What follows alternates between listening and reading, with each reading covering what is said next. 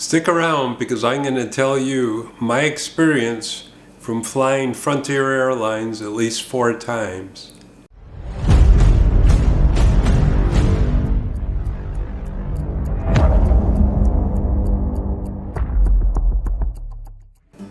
Hi, and thanks for watching my channel. If you like what you see, please subscribe and hit the like button and come back for information that is designed to help you as the viewer. I'm going to tell you my experience with Frontier Airlines, which is billed as a discount airline and is very popular on many routes around the country. But here's the experience that I had, and I would have to tell you that for the most part, especially with my recent experience with their customer service, or lack thereof, that it was not the greatest experience.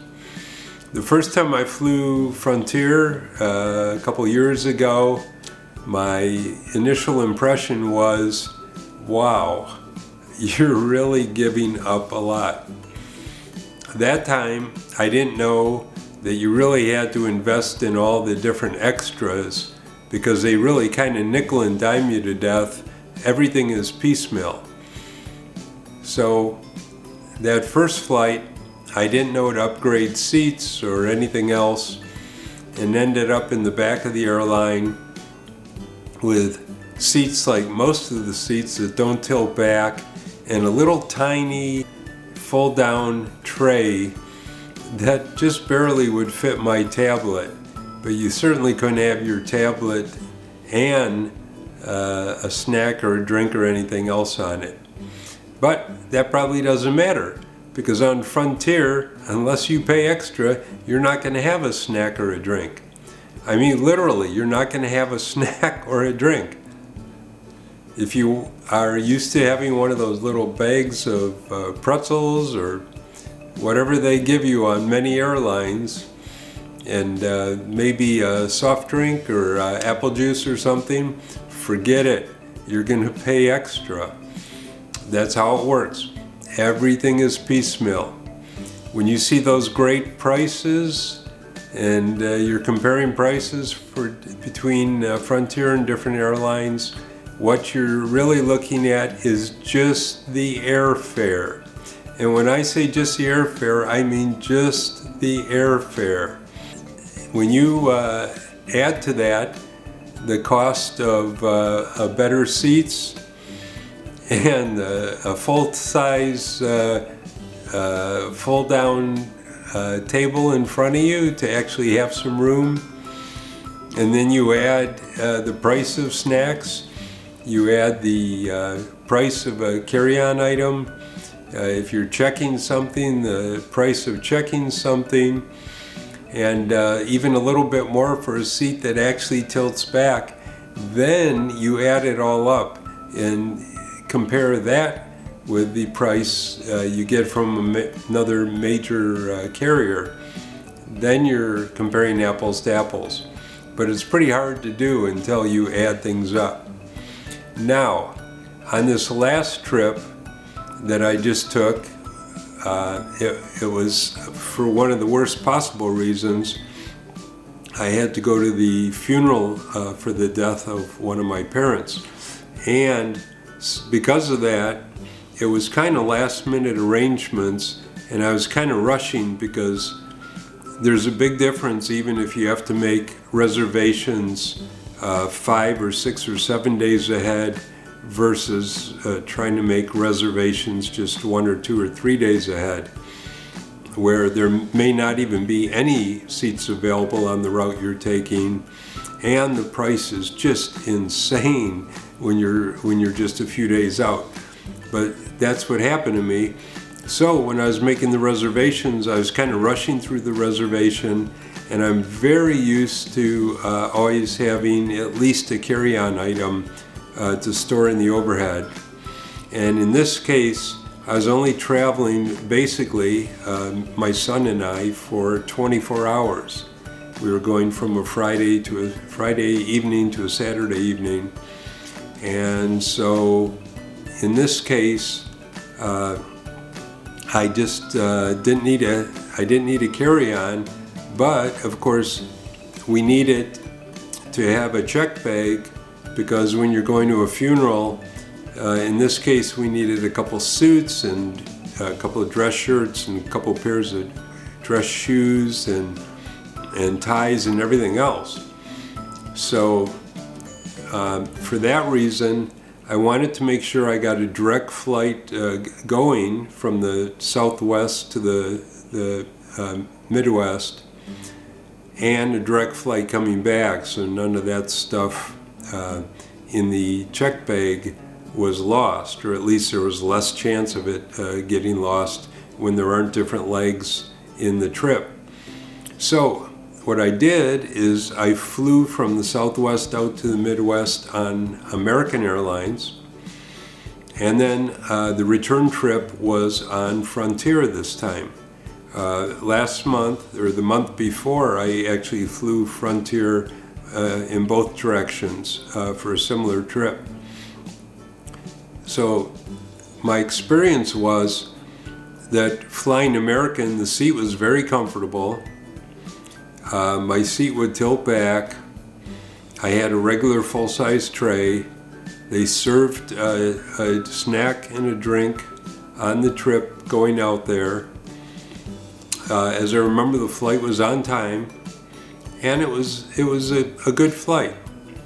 Now, the overall cost, and I'm going to put up some of the numbers for you to see in just a moment here, but the overall cost, when you factor in the extra I paid American Airlines at check-in for my check bag, probably came out to maybe $40 or $50 more than the cost for Frontier.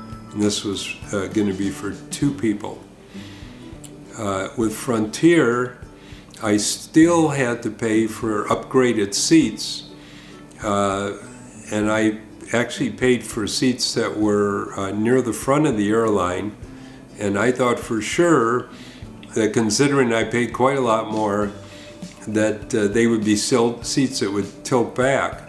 Because one thing about Frontier seats is they are not very comfortable.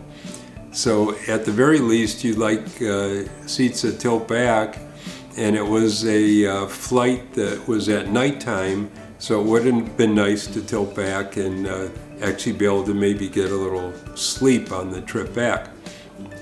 But that didn't happen because the seats did not tilt back, even though I paid extra.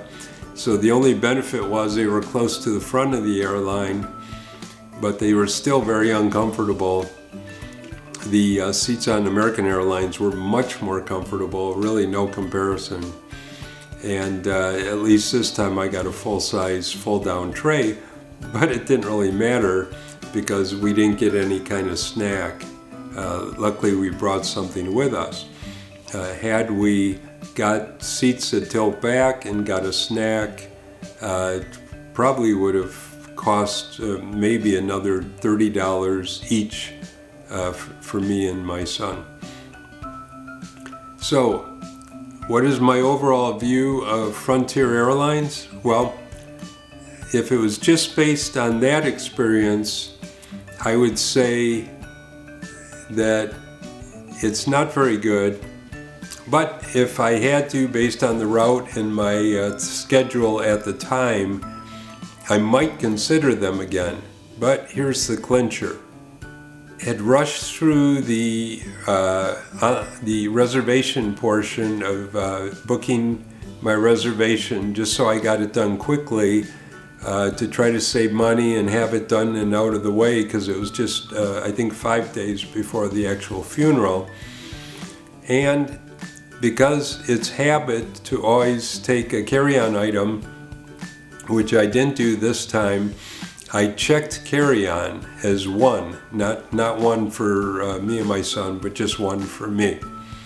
One thing I learned on Frontier's website is once you do that and you go through to the point where you are paying, you're stuck. There is no taking that back. And they charge an extra $28.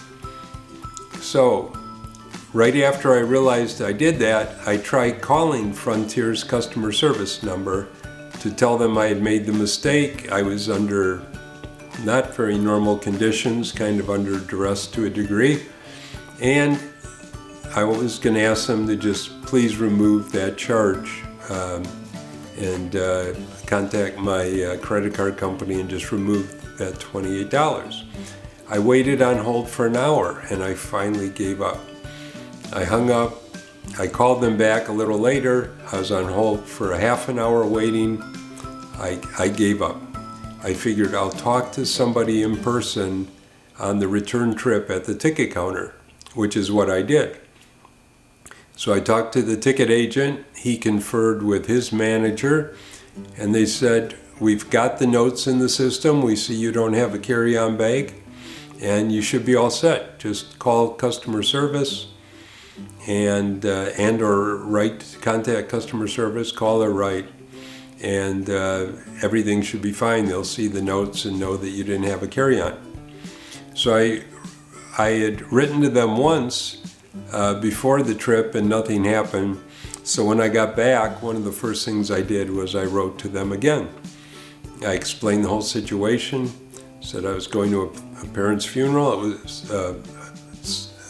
plans that had to be made quickly. And the guy wrote back to me and said, well, we're sorry for your circumstances, but we will not refund your $28. Now, can you believe that? What other airlines wouldn't take a simple step, especially with the notes from the ticket agent that was there, who actually saw me that I had no carry-on item, and still refused to help someone out? When I was in management in financial services, we called it a customer service gesture. We would help out the customer, and especially in a situation like this where it's just $28, we'd be more than happy to help that person, especially if they explained the situation. They were going to one of their parents' funerals. I mean, what else does someone need? So I wrote back to Frontier, and it made no difference. They absolutely refused to credit back my credit card with the $28. I will not fly Frontier again. That's all I can say. I mean, now when you factor in the uncomfortable seats, lack of a snack without paying extra, lack of a tilting reclining seat without paying even more extra, and just that kind of customer service, forget it. They have lost a customer.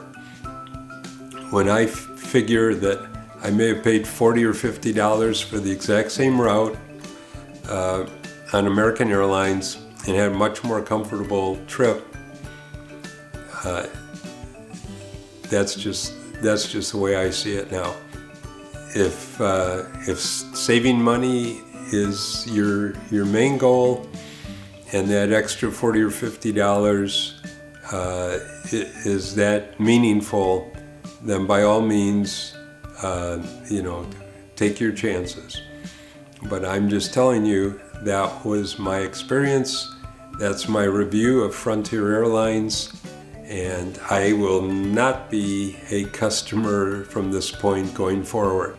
If this information was useful to you, please like this video, subscribe. This channel is all about bringing useful information that you can use, like reviews, like information on health, like information on finances. Anything that can be helpful, we will bring it to you in the future. Thanks for watching. Take care.